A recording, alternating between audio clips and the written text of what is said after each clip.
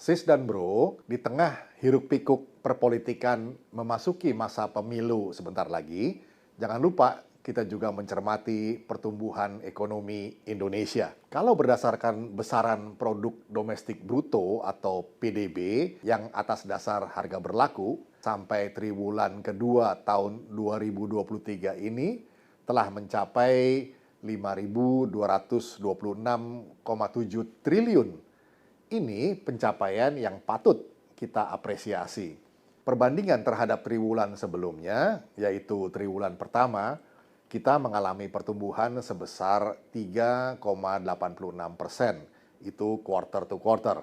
Kalau kita tilik dari sisi produksi, maka pertumbuhan tertinggi terjadi pada lapangan usaha administrasi pemerintahan, pertahanan, dan jaminan sosial wajib sebesar 15,8%. Sedangkan dari sisi pengeluaran, komponen pengeluaran konsumsi pemerintah mengalami pertumbuhan tertinggi, yaitu sebesar 41,3%.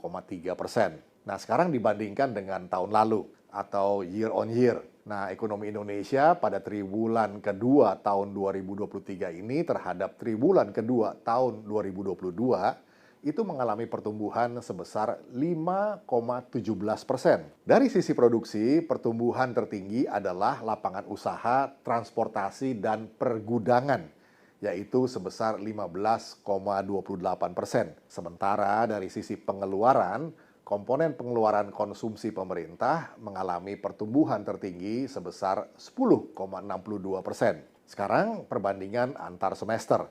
Ekonomi Indonesia pada semester 1 tahun 2023 terhadap semester 1 tahun 2022 tumbuh sebesar 5,11%. Dari sisi produksi, lapangan usaha transportasi dan pergudangan mengalami pertumbuhan tertinggi sebesar 15,59%.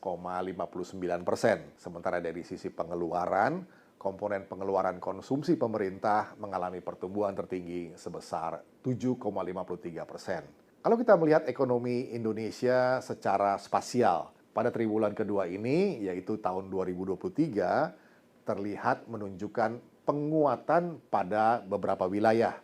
Nah, kelompok provinsi di Pulau Jawa menjadi kontributor utama ekonomi nasional dengan peranan sebesar 57,27% dan mencatat laju pertumbuhan sebesar 5,18% year on year dibanding triwulan kedua di tahun 2022. Maka sementara ini Pulau Jawa memang masih menjadi sentra utama pertumbuhan ekonomi Indonesia.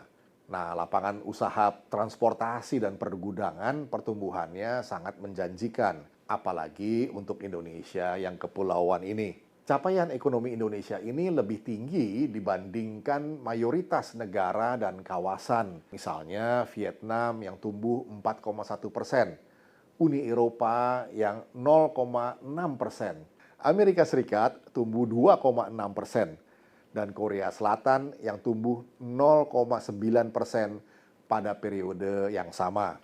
Infrastruktur pelabuhan dan bandara, serta pembangunan jalan yang menghubungkan banyak sentra-sentra produksi usaha kecil, menengah, dan koperasi atau UKMK di pelosok-pelosok Nusantara sangat membantu meningkatkan produktivitas dan efisiensi ekonomi.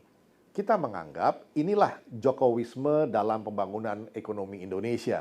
Aspek infrastruktur yang dibangun Presiden Joko Widodo selama ini terbukti telah membantu menjaga pertumbuhan ekonomi Indonesia stabil di atas 5% pasca pandemi.